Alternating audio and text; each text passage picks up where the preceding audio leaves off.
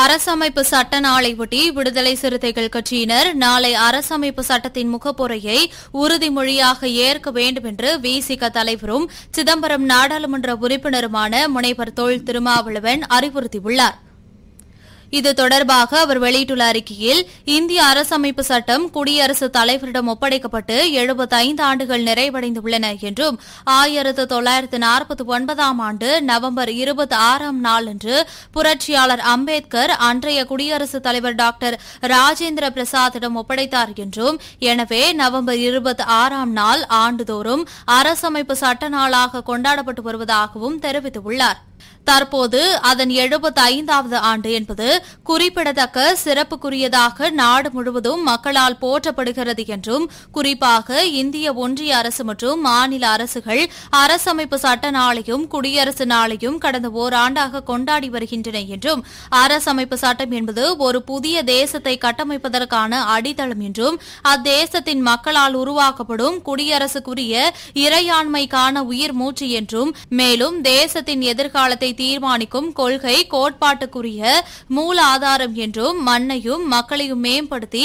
பாதுகாப்பதற்கான வலிமிக்க பேரரண் என்றும் விடுதலை சிறுத்தைகள் கட்சியின் தலைவரும் சிதம்பரம் நாடாளுமன்ற உறுப்பினருமான முனைவர் தொல் திருமாவளவன் குறிப்பிட்டுள்ளார். அத்தகைய அரசமைப்பு சட்டத்தின் அடிப்படை கூறுகளை தேயவிடாமல் சிதைவிடாமல் அவற்றை முழுமையாக நடைமுறைப்படுத்துவதற்கான அனைத்து முயற்சிகளையும் மேற்கொள்ள வேண்டிய பெரும் பொறுப்பு அரசுக்குரியதே என்றாலும் நாட்டின் ஒவ்வொரு குடிமகனுக்கும் உரியது என்றும், அரசமைப்பு சட்டத்தின் முகப்புரை அத்தகைய பொறுப்புணர்வை நம் ஒவ்வொருவருக்கும் சுட்டிக்காட்டுகிறது என்றும், இந்திய மக்களாகிய நாங்கள் என தொடங்கும் அந்த முகப்புரை எக்காலத்துக்கும் பொருந்தக்கூடிய வகையில் குடிமக்கள் ஒவ்வொருவரையும் உறுதியேற்க வைக்கிறது என்றும், ஒரு குழுவோ அல்லது ஒரு சமூகமோ அச்சட்டத்தை தங்களுக்கானதாக மட்டுமே உருவாக்கிக் கொண்டதல்ல, மாறாக நிகழ்காலம் மட்டுமின்றி இனி வரும் எக்காலமும் இந்திய குடிமக்கள் யாவரும் தங்களுக்காக உருவாக்கிக் கொண்டதே இச்சட்டம் என்று இந்திய அரசமைப்பு சட்டத்தின் முகப்புரை நமக்கு உணர்த்துகிறது என்றும், அதன் அடிப்படை கூறுகளை நீர்த்து போகாமல் பாதுகாப்பதற்குரிய நமது கடமைகளையும் பொறுப்புணர்வையும் முகப்புரை சுட்டிக்காட்டுகிறது என்றும் அவர் தெரிவித்துள்ளார். அரசமைப்பு சட்டத்தில் தேவைக்கேற்ப திருத்தங்கள் செய்து கொள்ள இடம் உண்டு என்றாலும், அதன் அடிப்படை கூறுகளான மதச்சார்பின்மை, கூட்டாட்சியில் பன்மைத்துவம் ஆகியவும் அவற்றின் அடிப்படையில் குடிமக்களுக்கான நீதி,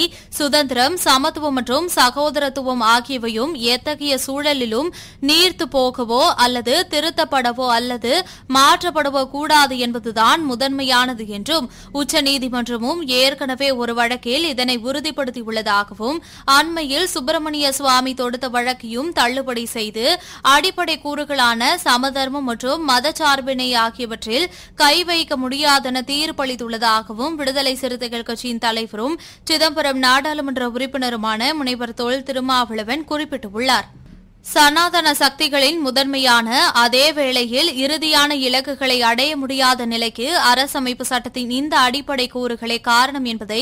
அவர்கள் அறிந்துள்ளனர் என்றும், எனவே இவற்றை நீர்த்து போக வைப்பதற்கு அனைத்து முயற்சிகளிலும் தொடர்ந்து ஈடுபட்டு வருகின்றனர் என்றும், இந்நிலையில்தான் நமது அரசமைப்பு சட்டத்தை பாதுகாத்திட வேண்டிய தேவை எழுந்துள்ளதாகவும், இது குடிமக்கள் ஆகிய நம் ஒவ்வொருவருக்குமான தவிர்க்க முடியாத கடமை என்றும், இதனை உணர்ந்தே நாம் இது தொடர்பாக தொடர்ந்து மாநாடுகள், கருத்தரங்கங்கள், பொதுக்கூட்டங்கள், பேரணிகள் என பல்வேறு நிகழ்வுகளை ஒருங்கிணைத்து மக்களிடையே விழிப்புணர்வை ஏற்படுத்தி வருகிறோம் என்றும், அத்துடன் அரசமைப்பு சட்டத்தின் முகப்புரையை பரவலாக மக்களிடையே பரப்பி வருகிறோம் என்றும், மேலும் அரசமைப்பு சட்ட நாளிலும் குடியரசு நாளிலும் முகப்புரையை உறுதிமொழியாக ஏற்றி வருகிறோம் என்றும் அவர் குறிப்பிட்டுள்ளார். அந்த வகையில் இந்த ஆண்டு அரசமைப்பு சட்ட நாளில் தமிழ்நாடு முழுவதும் இயக்க தோழர்கள் ஓரிடத்தில் கூடி காலை 10 மணி முதல் 12 மணிக்குள் மற்றும் மாலை 4 மணி முதல் 6 மணிக்குள் முகப்புரையை உறுதிமொழியாக ஏற்க வேண்டும் என்றும், ஆதிக்கமில்லா தேசத்தை கட்டமைப்போம், புரட்சியாளர் அம்பேத்கர் கண்ட கனவை நனவாக்குவோம் என்றும் விடுதலை சிறுத்தைகள் கட்சியின் தலைவரும் சிதம்பரம் நாடாளுமன்ற உறுப்பினருமான முனைவர் தொல் திருமாவளவன் தெரிவித்துள்ளார்.